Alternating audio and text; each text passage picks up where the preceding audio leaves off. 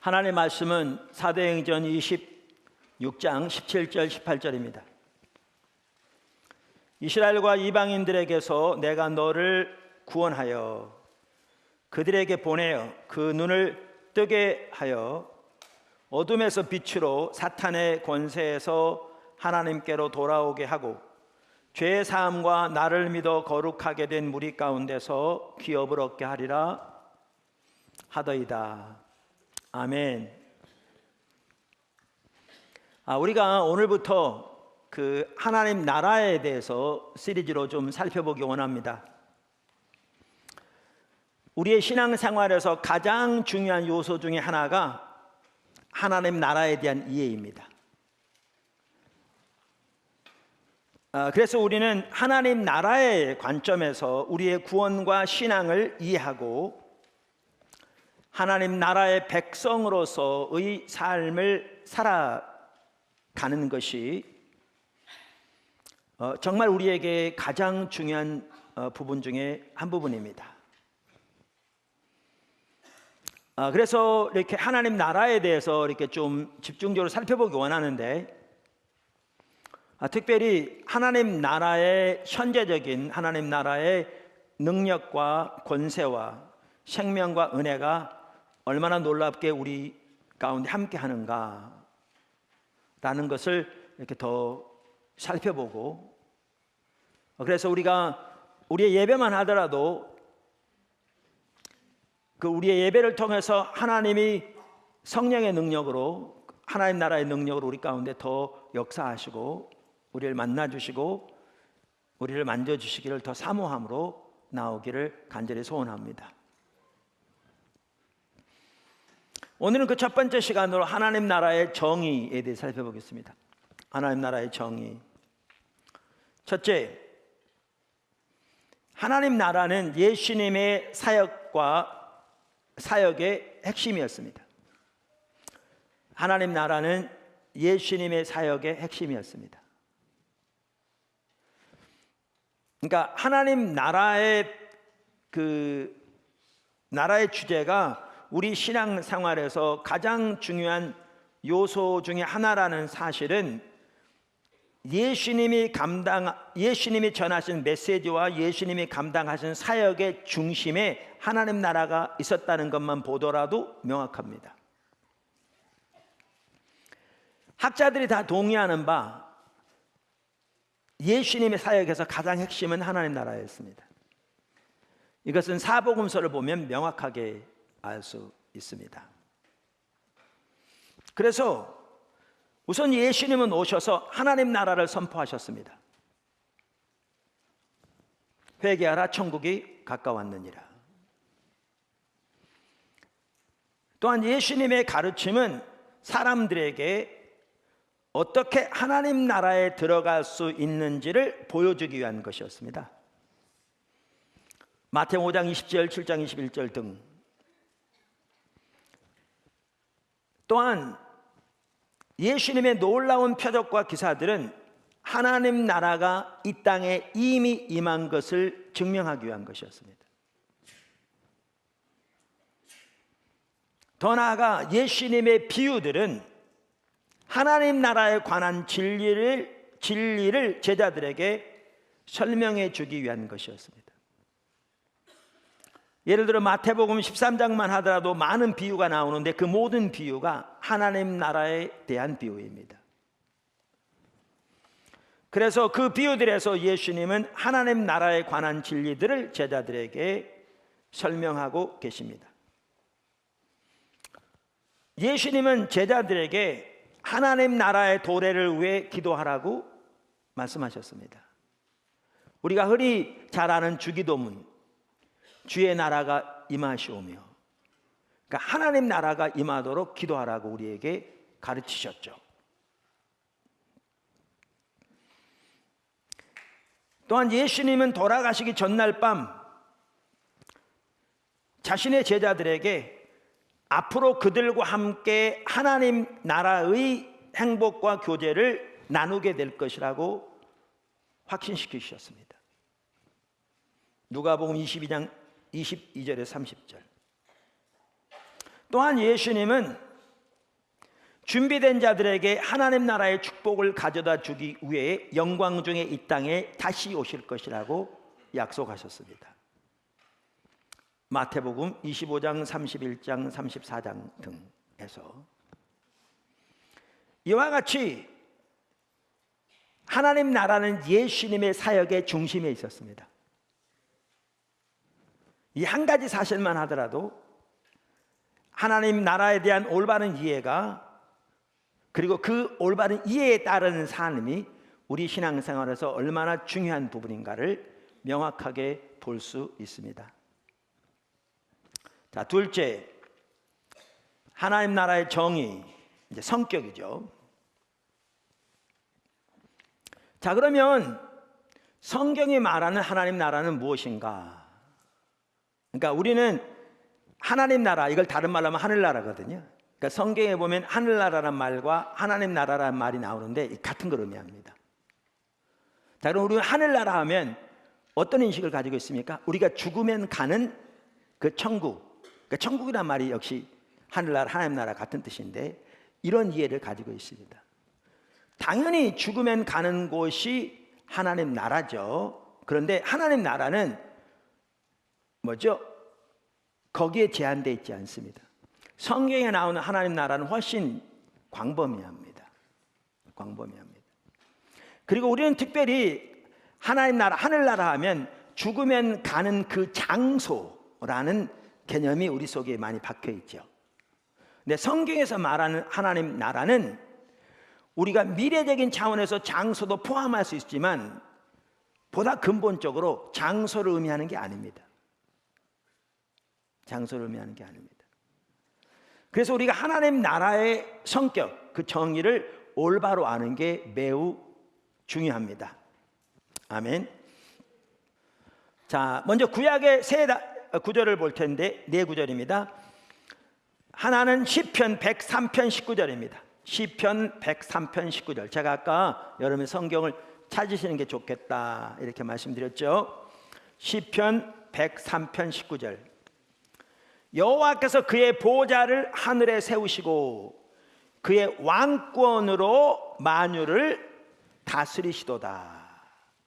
여기 19절에 보면 하나님의 나라라는 단어를 뭐라고 번역하고 있습니까? 왕권이라고 번역하고 있습니다. 그러니까 나라라는 단어를 이 구절에서는 왕권이라고 번역하고 있습니다. 그래서 하나님의 나라, 즉 하나님의 말쿠트는 하나님의 우주적인 통치이고 온 세상을, 온 땅을 다스리는 그분의 통치권입니다. 할렐루야. 자, 시편 145편 11절. 시편 145편 11절 한번 보십시오. 그들이, 자, 우선 여러분 시편에 나오는 가장 주된 특징 중에 하나가 평행법이라고 그랬죠. 그러니까 평행법은 두 개의 문장을 평행선처럼 나란히 이렇게 표현하고 있는데 그 의미를 더 충분하게 설명하기 위해서 두 문장이 의미하는 바가 같은 거라고 그랬잖아요. 그랬죠? 자, 여기 지금 시편 145편에 나옵니다. 11절. 그들이 주의 나라의 영광을 말하며 주의 업적을 알려서. 자, 여기에 보면 주의 나라를 다른 말로 뭐라고 표현하고 있습니까? 주의 업적이라고 표현하고 있습니다. 주의 업적. 그런데 우리말 개역 개정판에 주의 업적이라고 번역된 단어는 능력이란 단어입니다. 그래서 이전 개역 성경에는 그것을 뭐라고 번역했냐면 능이라고 번역했죠. 능. 그래서 여기에 보시면 하나님의 나라를 다른 동의어로 사용한 말이 능력이란 말이죠. 능력이란 말입니다. 그러니까 13절도 마찬가지입니다. 13절 바로 그 아래 주의 나라는 영원한 나라이니 주의 통치는 대대에 이르리이다. 여기에 보면 주의 나라를 다른 말로 뭐라고 표현하고 있습니까? 주의 통치라고 표현하고 있습니다. 이게 평행법으로서 같은 걸 의미한다니까요. 같은 걸 의미합니다. 그래서 주의 나라는 다른 말로 주의 통치입니다. 그래서 여기 시편 145편 13절에서 영원한 것은 그분의 통치의 영역인 하늘과 땅이 아닙니다. 성경에 보면 명확하게 말씀하고 있는 바와 같이 이 하늘과 이 땅은 없어질 것이라고 말합니다. 두루마리처럼 말릴 것이라고. 그리고 새 하늘과 새 땅이 임할 것이라고 성경은 분명하게 말씀하고 있습니다. 그래서 여기서 영원한 것은 그분의 통치의 영역인 하늘과 땅이 아닙니다. 여기에 영원한 것은 그분의 통치입니다. 실로 하나님의 통치는 영원무궁할 것입니다. 영원무궁할 것입니다.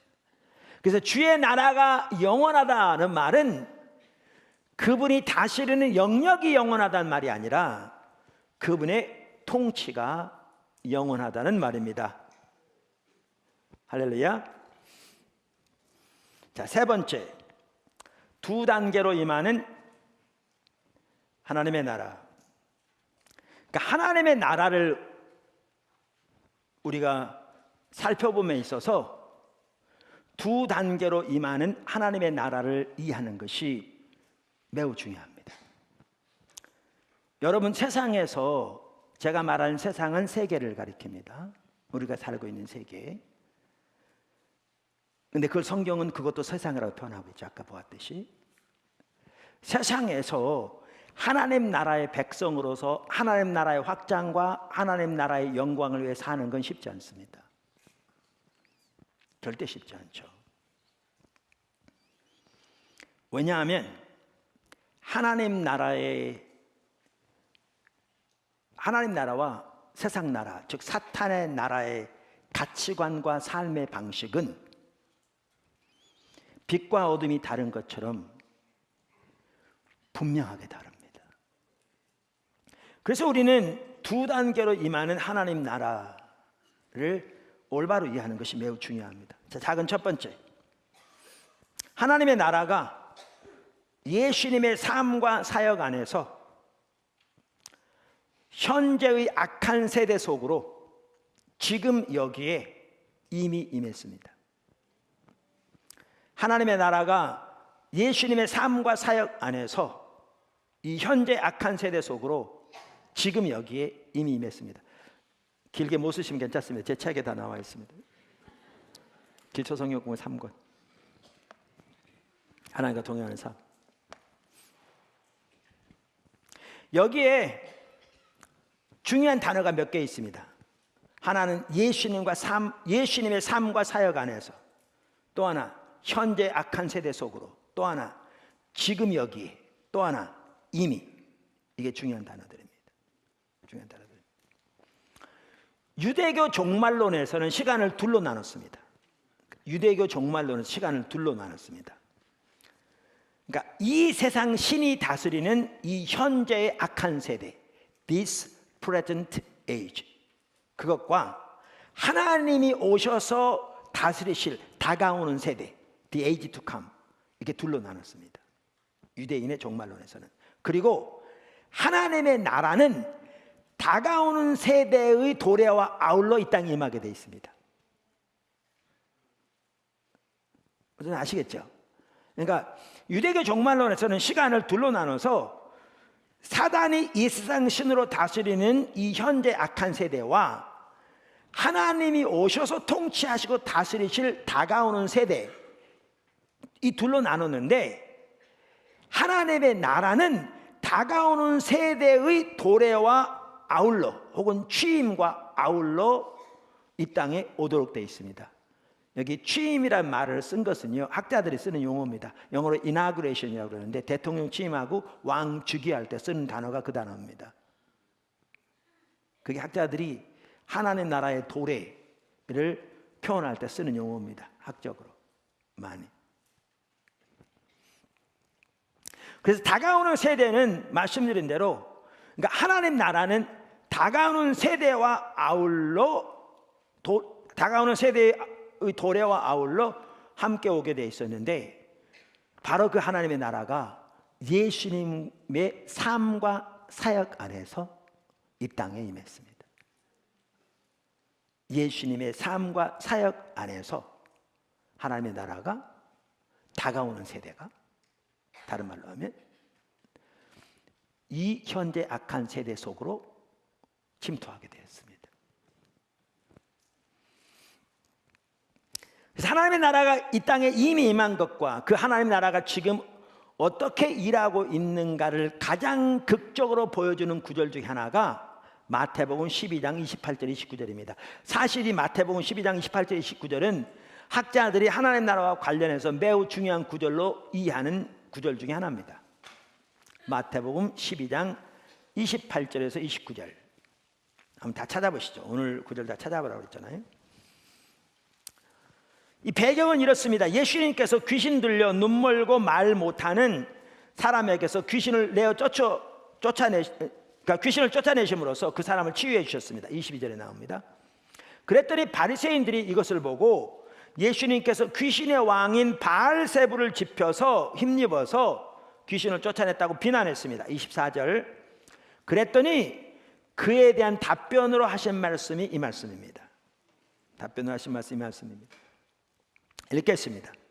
사람이 먼저 강한 자를 결박하지 않고서야 어떻게 그 강한 자의 집에 들어가 그 세간을 강탈하겠느냐.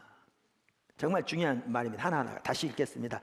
사람이 먼저 강한 자를 결박하지 않고서야 어떻게 그 강한 자의 집에 들어가 그 세간을 강탈하겠느냐. 결박한 후에야 그 집을 강탈하리라. 나와 함께 아니하는 자는 나를 반대하는 자요, 나와 함께 모으지 않은 자는 해치는 자니라. 자, 여기 특별히 28절 보십시오. 자, 그런 배경 문맥을 볼 때에 우선 여기에 강한 자가 누굽니까? 여기에 강한 자는 사탄을 가리킵니다. 그러면 그 세간은 뭘 가리킵니까? 그 강한 자의 지배 아래서, 그러니까 가장 먼저는 그 강한 자의 지배 아래서 귀신 들려 말 못하고 눈 멀었던 그 사람을 의미합니다. 가장 먼저는 직접적으로. 왜냐하면 그걸 지금 설명하면서 하신 말씀이니까. 그런데 보다 광범위하게는 사탄의 통치 아래서 신음하고 고통당하는 모든 이런 영혼들을 다 포함합니다. 세간. 그럼 여기에 예수님이 그 귀신 들린 자를 치유하신 것은 더 강한 자이신 예수님께서, 동일한 내용이 누가복음 11장 22절에도 나오는데요, 거기에 보면 예수님이 더 강한 자라고 표현되어 있습니다. 더 강한 자이신 예수님께서 성령의 능력으로 강한 자인 사탄을 결박하고 그 세간인 그 사람을 자유케 하신 사건이 바로 그 사건이었습니다. 그런데 성경은, 그러니까 예수님은 여기에서 명백하게 말씀하신 것이 이 사건이 하나님 나라가 이미 우리들 가운데 임한 것을 보여주는 증거라고 말씀하셨습니다. 증거라고 말씀하셨습니다. 할렐루야. 자, 작은 두 번째. 예수님께서 재림하실 때 하나님의 나라가 완성될 것입니다.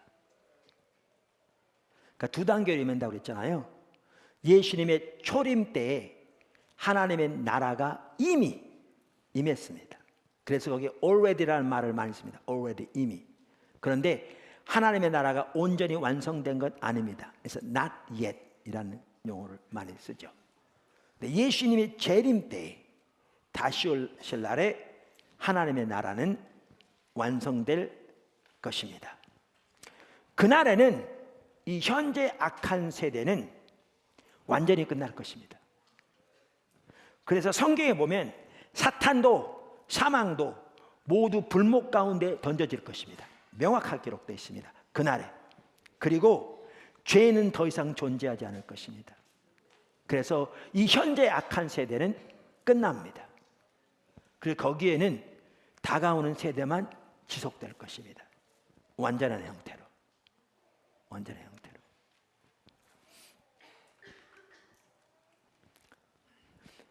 이와 같이 하나님의 나라는 이 땅에 이미 임했는데 아직 온전히 완성된 것은 아닌 이 긴장 가운데 우리는 살아가고 있는데요.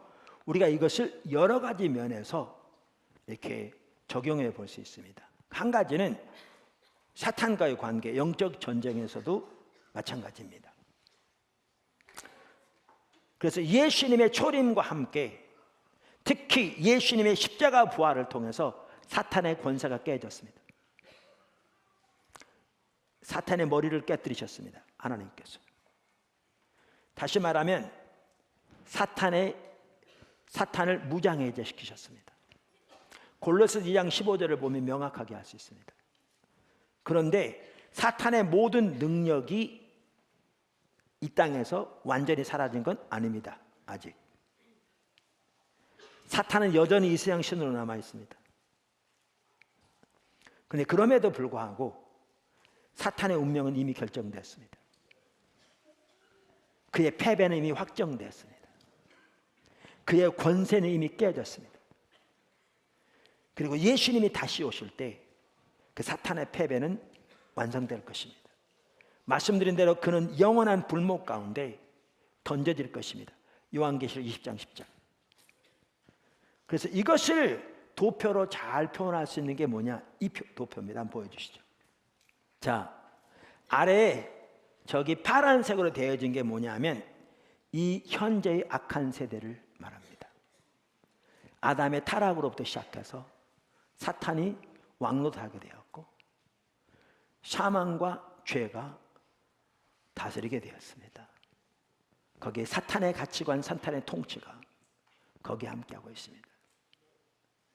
그런데 이 현재 악한 세대 속으로 신적인 침입자이신 하나님의 아들이 침투하셨습니다.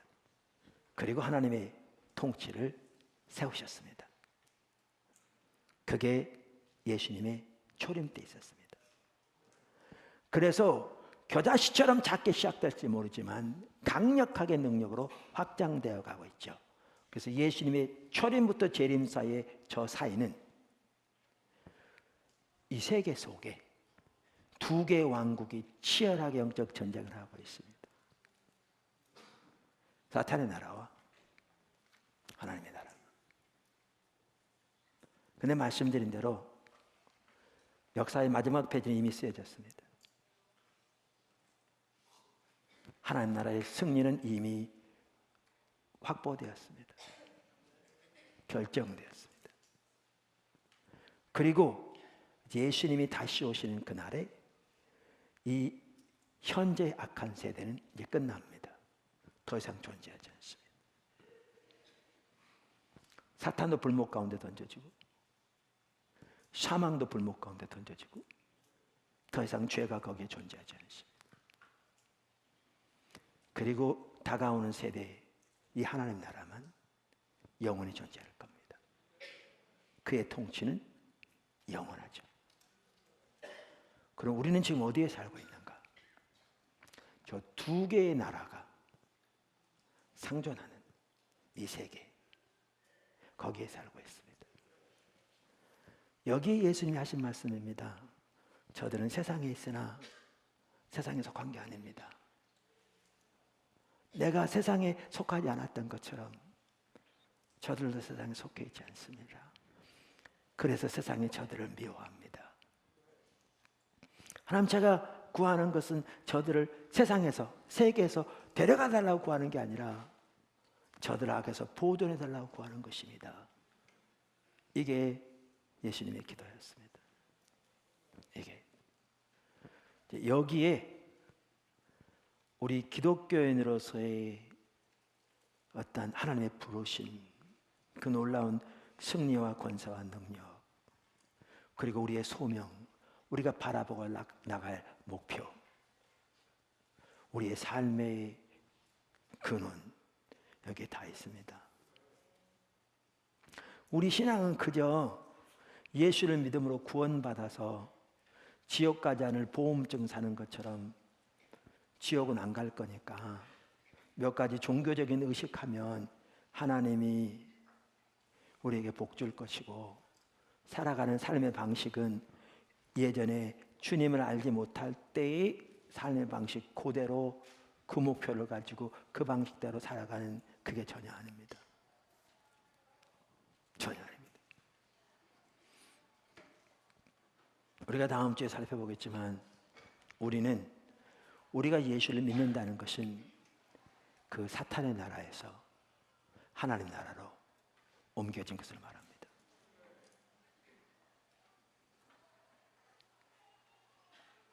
거기에는 전혀 다른 삶의 방식과 전혀 다른 삶의 목표와 무엇보다 전혀 다른 하나님 나라의 능력과 생명과 자원이 함께합니다. 그 하나님 나라의 백성으로서 우리가 삶을 더 배워가고 자라나고 그 능력을 그 생명을 우리 삶 속에 더 경험하며 살아가는 저와 여러분이 되기를 주님의 이름으로 축원합니다. 기도하겠습니다.